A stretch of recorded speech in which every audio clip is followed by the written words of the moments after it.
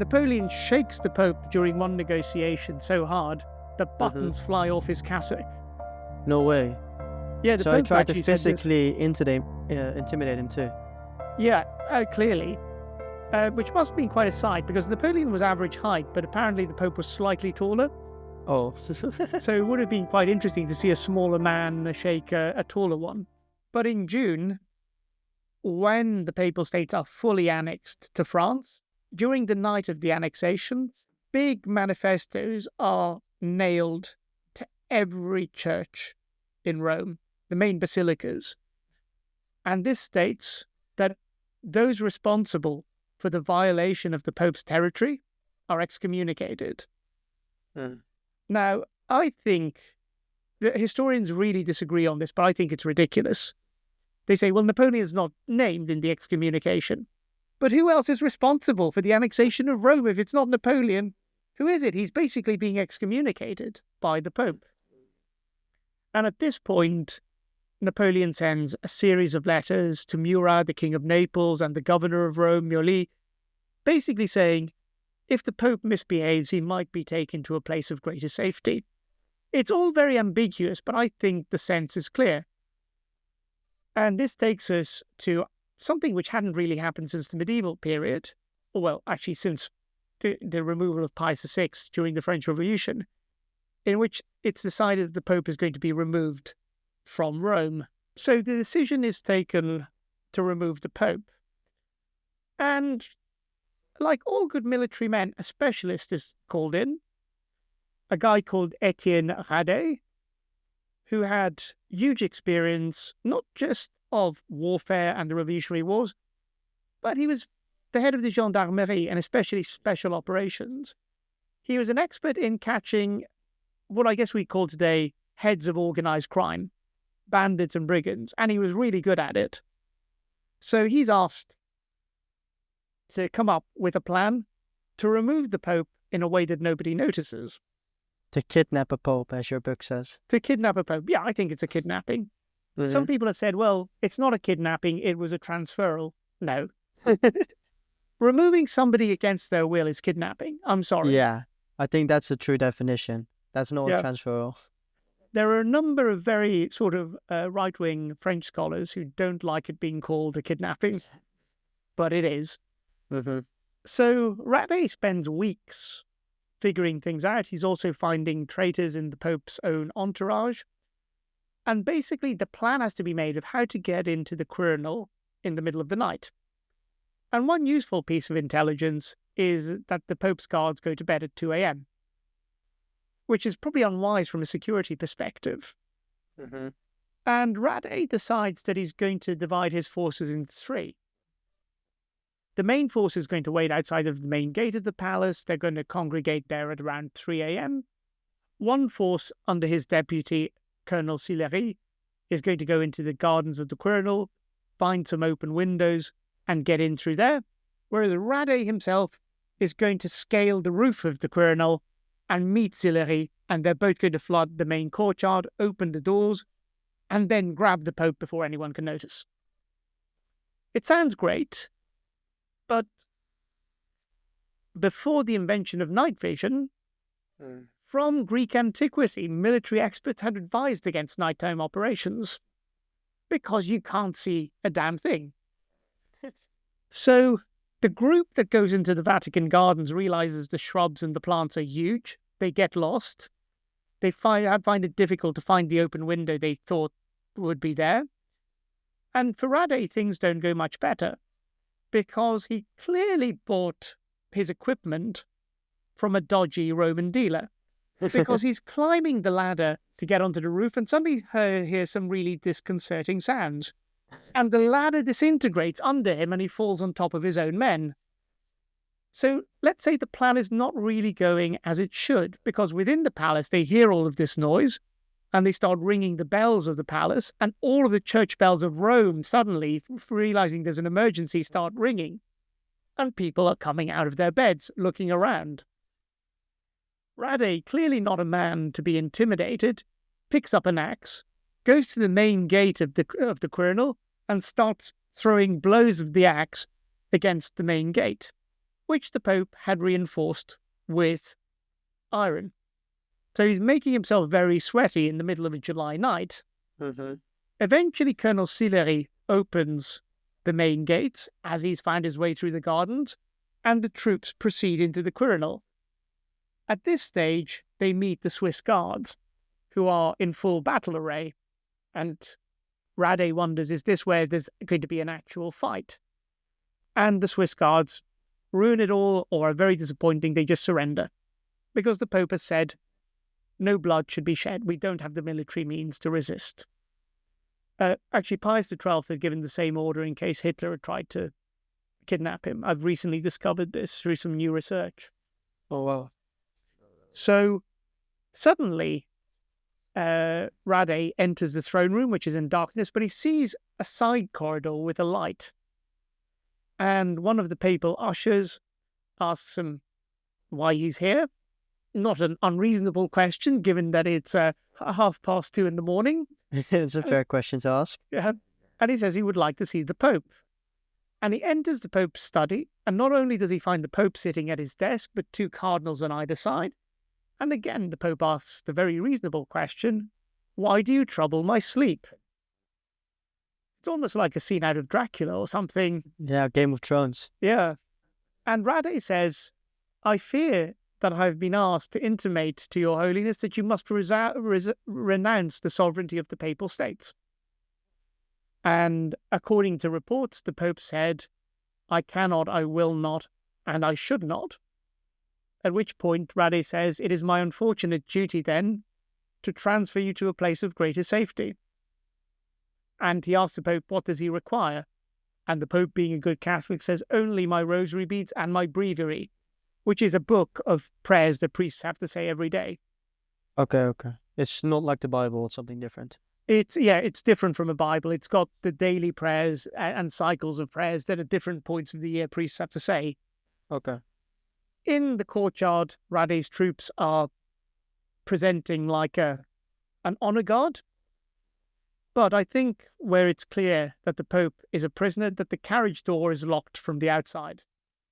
And apparently the Pope only turns around to see Rome for what he doesn't know, maybe the last time, and he sheds a tear and he blesses the city as he's brought out.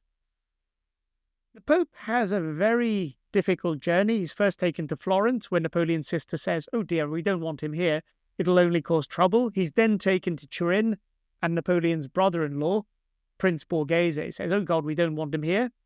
And he eventually ends up in Grenoble. Where's that? It is in the south of France, in Dauphiné, sort of above Provence, just at the foot of the Alps. Mm-hmm. At this point, Napoleon, who's been fighting the Austrians, discovers that the Pope has been removed and is in France. And he writes to the Minister of Police, and you've got to love Napoleon for believing his own lies. He says, who ordered the Pope's arrest?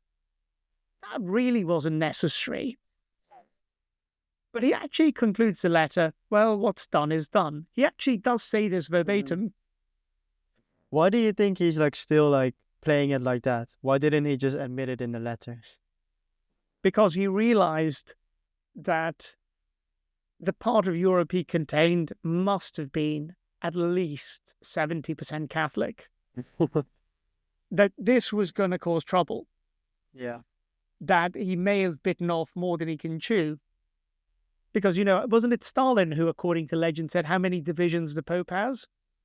I don't know, but I do know that what you said in your book, that Napoleon said, act as if the Pope has 200,000 soldiers. Exactly. Napoleon should have stayed with that advice because there are a lot of Catholics out there.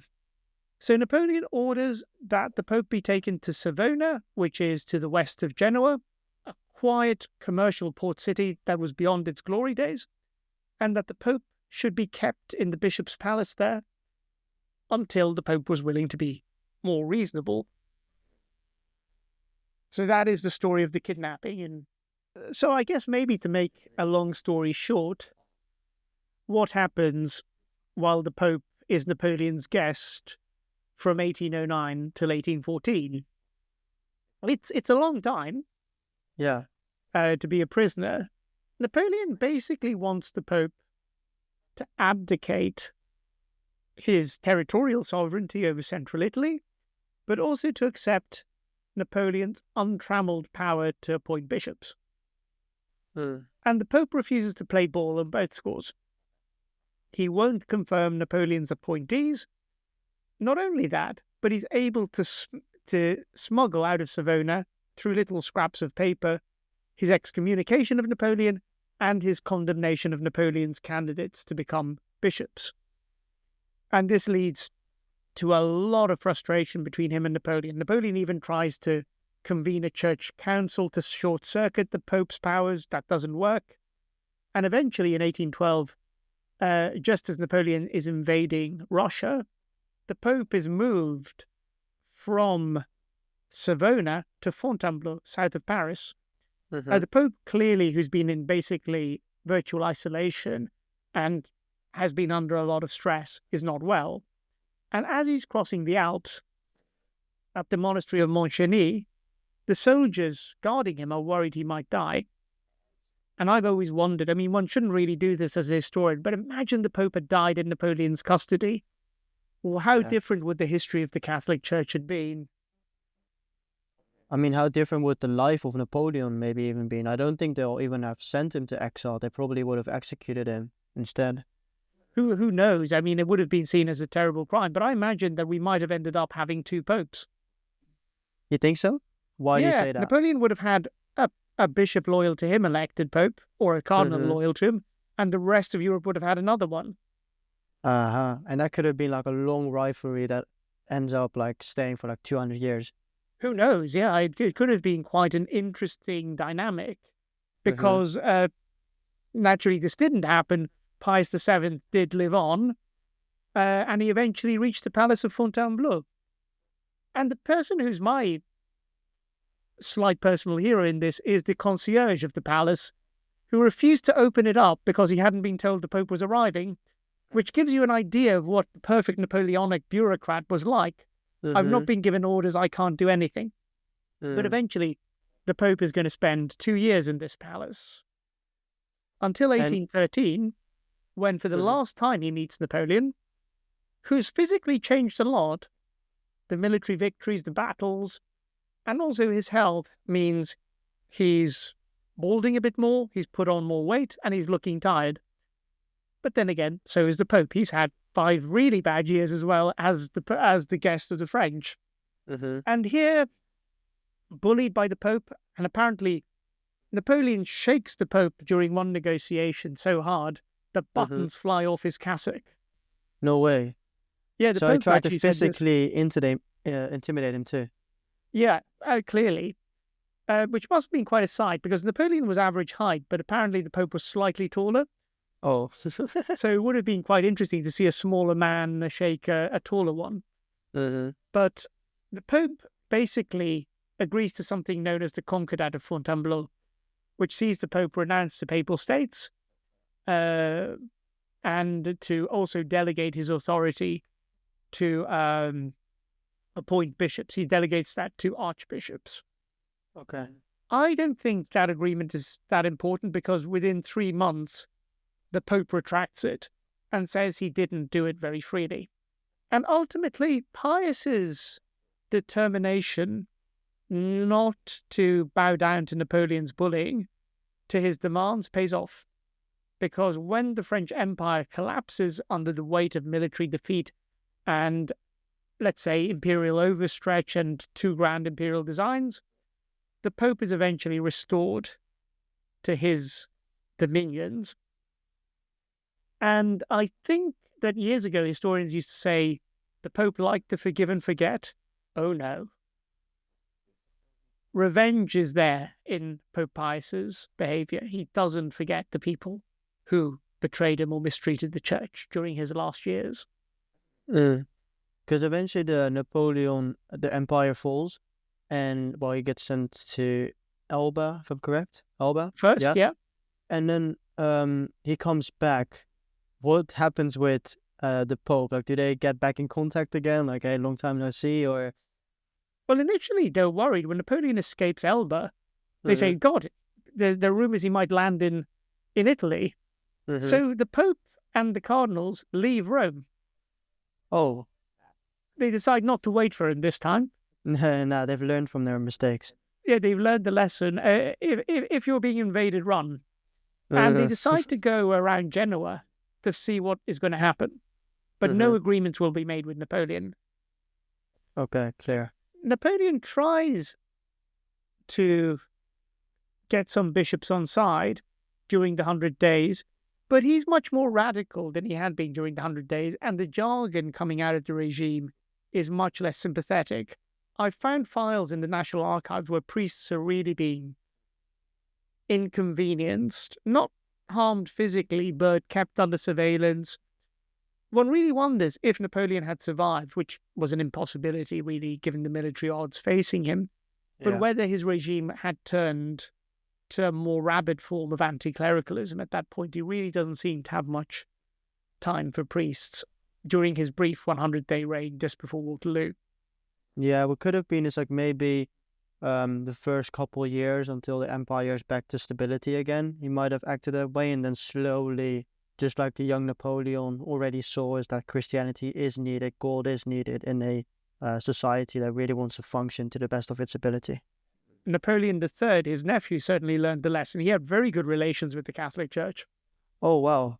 Okay, that's fascinating. I also, well, as you know, I spoke to Michael Broers, and he also said that, I think it was Jerome, who eventually came back from America and lived a happy life in Rome and happily got accepted by the Pope to come back. Most of Napoleon's family spent their exile in Rome.